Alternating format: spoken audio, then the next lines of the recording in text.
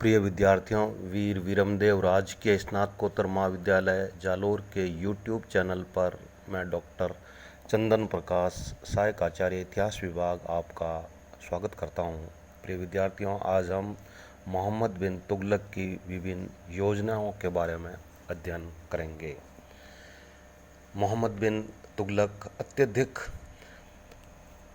परिश्रमी और नवीन अन्वेषण करने वाला एक महत्वाकांक्षी सुल्तान था। उसे नई नई योजनाओं को बनाने का बड़ा शौक था और यही कारण है कि उसने सिंहासन पर बैठने के बाद शासन के क्षेत्र में निम्नलिखित नवीन योजनाओं को जन्म दिया। नंबर 1 है दोआब में कर वर्दी। मोहम्मद बिन तुगलक ने जो राजस्व नीति निर्धारित की उसका प्रमुख अंग था राजस्व में वृद्धि करना, किंतु राजस्व में यह वृद्धि साम्राज्य के सभी भागों में न करके केवल दोआब में की गई, क्योंकि दोआब इस प्रकार के प्रयोग के लिए सबसे उपयुक्त प्रदेश था। यहाँ उत्पादन अच्छा होता था, अतः यहाँ के किसान बढ़ी हुई कर की मात्रा का भार उठा सकते थे। बरनी के अनुसार दोआब में 10 से 20 गुना करों में वृद्धि की गई, किंतु बरनी का यह कथन अतिशयोक्तिपूर्ण है और Moreland, doctor Ishwari Prasad, doctor RP. Tripathi आदि सभी इतिहासकार इसे स्वीकार नहीं करते। Doctor RP. त्रिपाठी का मानना है कि करों में यह वृद्धि संभवतः 5 से 10% तक की गई होगी। डॉक्टर त्रिपाठी आगे लिखते हैं कि चूंकि भूमि कर की दर पहले से ही बहुत अधिक थी, अतः भूमि कर में और अधिक वृद्धि करना उचित नहीं समझा गया। इसके लिए या तो कुछ पुराने करों को पुनः लागू किया गया या नए कर लगाए गए, किंतु बर्नी ने इस प्रकार के करों की कोई सूची नहीं दी है, जिसके बिना यह पता नहीं लगाया जा सका है कि सुल्तान ने कौन कौन से नए कर लगाए। किंतु इस विषय में तारीख मुबारक शाही का लेखक हमारी मदद करता है कि सुल्तान द्वारा लगाए गए गृह कर और चारागाह कर का उल्लेख करता है और लिखता है कि इसके लिए जानवरों को दागा गया और रैयत के घरों पर नंबर लगाए गए। इन बढ़े हुए करों को दोआब की जनता ने निश्चित रूप से पसंद नहीं किया और दुर्भाग्यवश इसी समय दोआब में भयंकर अकाल पड़ गया, जिसके फलस्वरूप किसानों की दशा अत्यंत दयनीय हो गई। नए लगाए हुए करों को चुकाना तो दूर रहा, वे भूमि कर चुकाने की भी स्थिति में नहीं रहे और जब ऐसी स्थिति में राजस्व कर्मचारियों ने करों को वसूल करने में कठोरता बरती तो किसान राज्य कर्मचारियों के अत्याचार से बचने के लिए अपने खेत व गांव छोड़कर जंगलों में भाग गए। जब सुल्तान को इस बात की सूचना दी गई कि दोआब की जनता विद्रोही हो गई है और किसी प्रकार के करों को चुकाना नहीं चाहती, तो सुल्तान सेना लेकर दोआब गया और जनता को कड़ा दंड दिया। किंतु जब उसको वास्तविक स्थिति का पता चला और उसने जाना कि दोआब में भयंकर अकाल पड़ गया है और सारी फसल चौपट हो गई है तथा जनता करों को चुकाने में असमर्थ है, तो उसने किसानों के कष्टों को दूर करने का प्रयास किया। उनको हल, बीज और बैल खरीदने के लिए लगभग 2 करोड़ टंके की धनराशि तकाबी के रूप में दी गई, जो फिर कभी वापस वसूल नहीं की जा सकी। बढ़ाए हुए करों को भी उसने वापस ले लिया। इस प्रकार दोआब में कर वृद्धि की यह योजना पूर्णतः असफल रही। सरकार को इससे बहुत बड़ा आर्थिक नुकसान उठाना पड़ा तथा इससे सुल्तान की बदनामी भी हुई। कृषि विभाग का निर्माण यानी कि दीवाने कोही। मोहम्मद बिन तुगलक ने सरकारी देखरेख के अंतर्गत और राज्य की ओर से सीधी आर्थिक सहायता देकर कृषि के योग्य भूमि का विस्तार करने की योजना बनाई। यह कृषि में उसका एक विलक्षण प्रयोग था। इस हेतु उसने दीवाने कोही यानी कृषि विभाग नामक एक नए विभाग का निर्माण किया। इस कार्य के लिए पहले 60 वर्ग मील भूमि का एक विशाल भूक्षेत्र चुना गया और उसको उपजाऊ बनाकर उसने विभिन्न फसलें बदल बदल कर बोने का निश्चय किया। यह भूमि कृषि के लिए गरीब और उत्सुक लोगों को दी गई। 2 वर्षों में उन लोगों को राजकोष से 70 लाख टंके ऋण के रूप में दिए गए। उनकी देखरेख के लिए 100 सिकदारों और 1000 सवारों की नियुक्ति की गई। इस योजना के लिए 3 वर्ष का समय निर्धारित किया गया। राजधानी परिवर्तन। मोहम्मद बिन तुगलक की एक अन्य महत्वपूर्ण योजना दिल्ली से देवगिरी, जिसका नाम बदलकर दौलताबाद रख दिया गया था, को अपनी राजधानी हस्तांतरित करना था। मोहम्मद बिन तुगलक ने दिल्ली की जगह दौलताबाद को राजधानी बनाने का निर्णय क्यों लिया? इसके समकालीन इतिहासकारों जैसे बर्नी, इब्ने बतूता, इसामी आदि ने अलग अलग कारण बताए हैं। बर्नी लिखता है कि सुल्तान ने देवगिरी को इसलिए अपना दारुल मुल्क यानी राजधानी बनाया क्योंकि यह स्थान सल्तनत के केंद्र में स्थित है तथा दिल्ली, गुजरात, लखनौती, सतगांव, सोनारगांव, तेलंग, माबर, द्वार समुद्र और कंपिल यहाँ से समान दूरी पर स्थित है। इब्ने बतूता इसका अन्य कारण बताता है। वह लिखता है कि दिल्ली के नागरिक सुल्तान के नाम पर गालियों से भरे पत्र लिखकर उन्हें रात के समय दरबार में फेंक देते थे। सुल्तान उनकी इस कार्रवाई से तंग आ गया था और उनको दंडित करने के लिए उसने दिल्ली को उजाड़ कर उसकी जगह देवगिरी को राजधानी बनाने का निर्णय लिया। इसामी लिखता है कि चूंकि सुल्तान दिल्ली के नागरिकों से नाराज था, इसलिए वह उनकी शक्ति को तोड़ने के लिए उन्हें दक्षिण भारत ले जाना चाहता था। इस प्रकार वह भी इब्न बतूता के इस कथन का समर्थन करता है। इस प्रकार तीनों समकालीन इतिहासकारों ने राजधानी परिवर्तन के अलग अलग कारण बतलाए, किंतु यहाँ तक इब्न बतूता और इसामी के कथनों का सवाल है।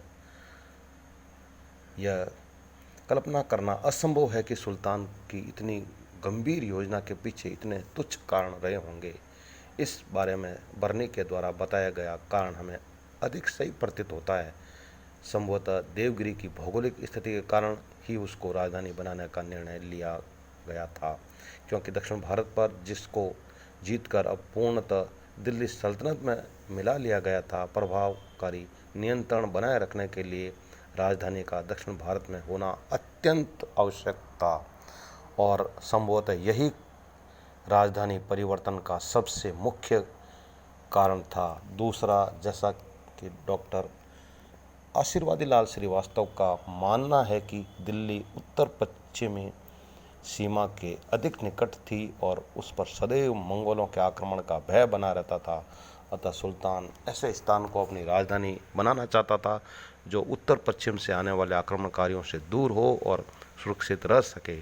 तीसरा, डॉक्टर मेहंदी हुसैन का मानना है कि वह दौलताबाद को मुस्लिम संस्कृति का केंद्र बनाने के लिए उसे अपनी राजधानी बनाना चाहता था। इस प्रकार देवगिरी का साम्राज्य के केंद्र में स्थित होना, दक्षिण भारत पर प्रभावशाली नियंत्रण बनाए रखने की आवश्यकता, मंगोल आक्रमणों से सुरक्षा तथा दक्षिण भारत में मुस्लिम संस्कृति को स्थापित करने की इच्छा मोहम्मद बिन तुगलक द्वारा राजधानी परिवर्तन के मुख्य कारण रहे।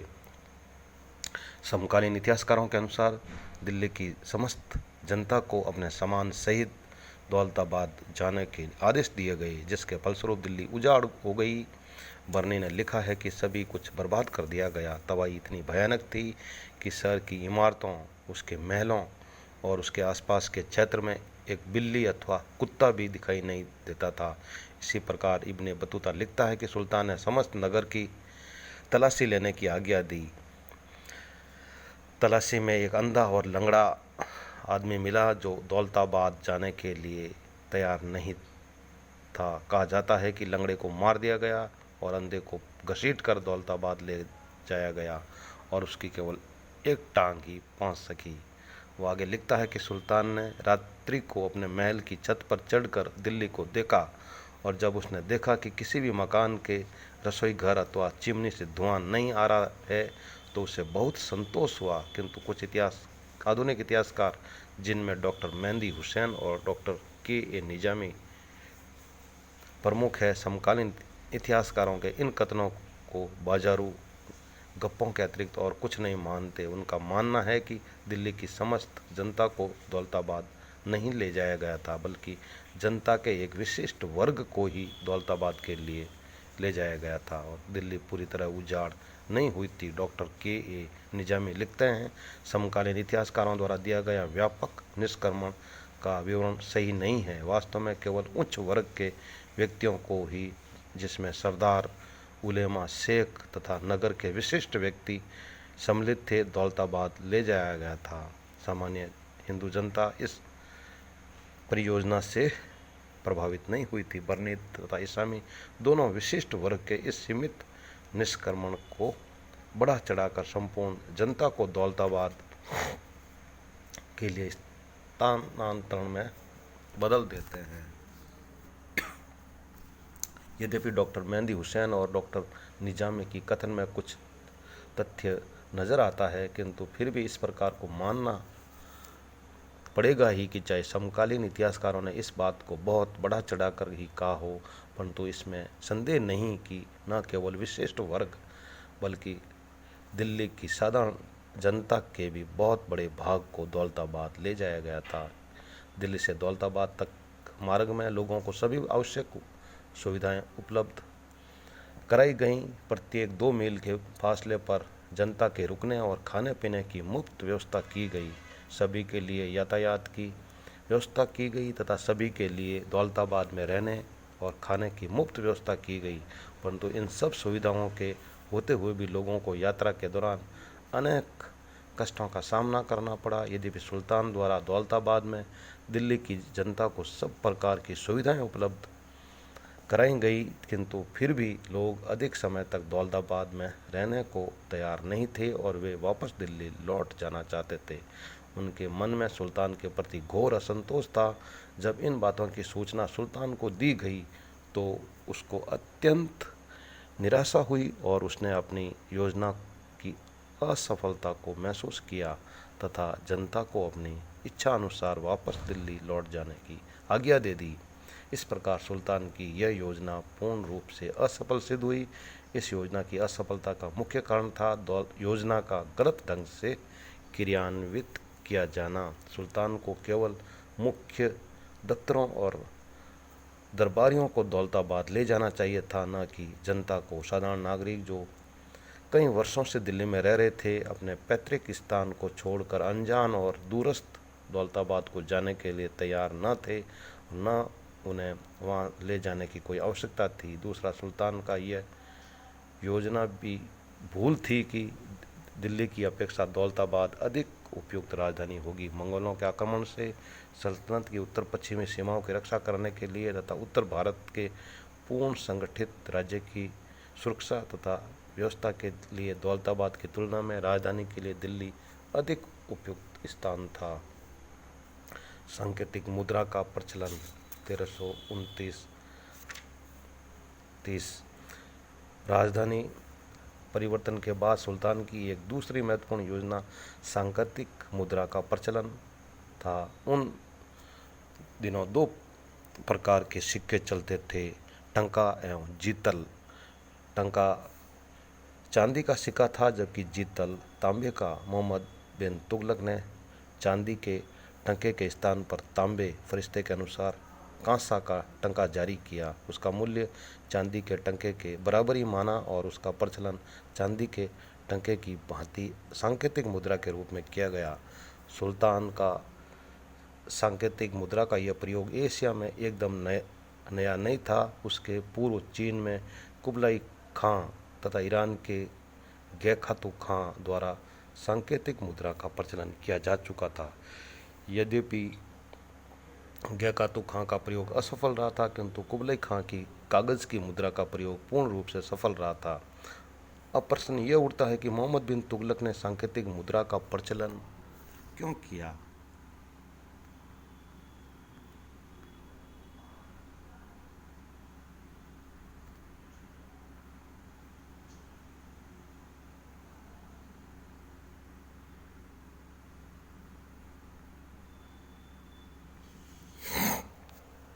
बर्नी लिखता है कि विदेशों पर विजय प्राप्त करने की सुल्तान की योजनाओं तथा उसकी असीमित उदारता और दानशीलता के कारण सारा खजाना खाली हो गया था, इसलिए उसको प्रतीक मुद्रा चलानी पड़ी। किंतु बर्नी का यह कथन केवल आंशिक रूप से ही सही है। यद्यपि इस बात से इनकार नहीं किया जा सकता कि सुल्तान का संबंध उसकी राजधानी परिवर्तन की योजना तथा प्रस्तावित खुरासान अभियान के फलस्वरूप राजकोष पर पड़े आर्थिक दबाव में था।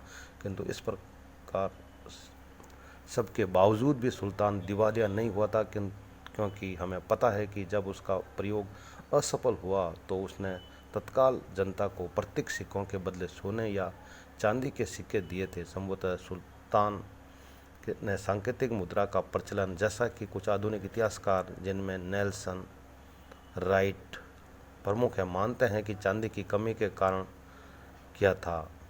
नेल्सन राइट का मानना है कि इस समय भारत में ही नहीं बल्कि समस्त विश्व में चांदी की कमी हो गई थी और इसलिए सिक्के डालने के लिए पर्याप्त मात्रा में चांदी उपलब्ध नहीं हो पा रही थी। अतः सुल्तान को चांदी की जगह तांबे के टंके जारी करने पड़े।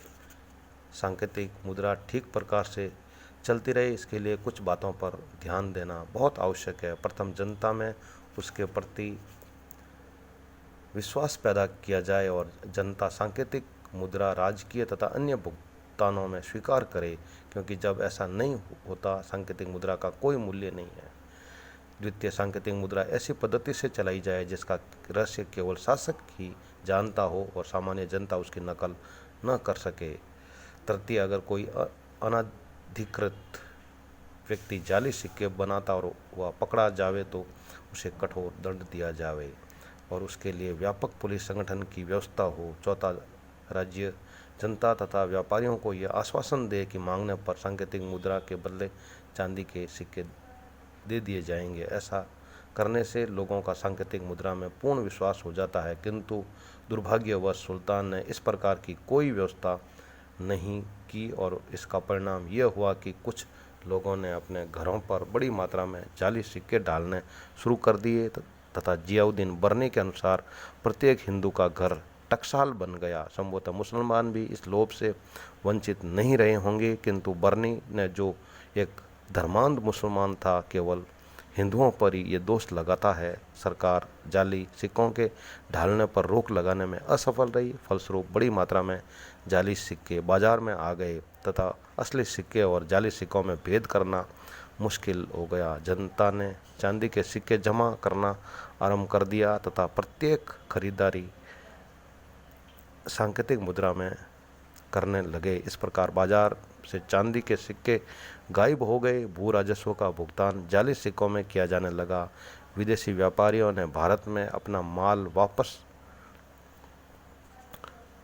लाना बंद कर दिया तथा आयात को भारी क्षति पहुंची। इस सब का परिणाम यह हुआ कि लेन देन तथा व्यापार में भारी गड़बड़ी पैदा हो गई। जब सुल्तान ने अनुभव किया कि उसकी सांकेतिक मुद्रा के कारण अराजकता की स्थिति उत्पन्न हो गई है तो उसने उसे वापस ले लिया तथा आदेश जारी कर दिया कि लोग राजकोष से पित्तल और तांबे के सिक्के के स्थान पर चांदी के सिक्के ले जाएं। इस प्रकार मोहम्मद बिन तुगलक की यह योजना भी असफल हो गई। इससे सरकार को भारी नुकसान उठाना पड़ा तथा साथ ही सुल्तान की बदनामी भी हुई। प्रिय विद्यार्थियों, इस प्रकार आज हमने सुल्तान मोहम्मद बिन तुगलक की विभिन्न योजनाओं का विस्तार से अध्ययन किया है। थैंक्स।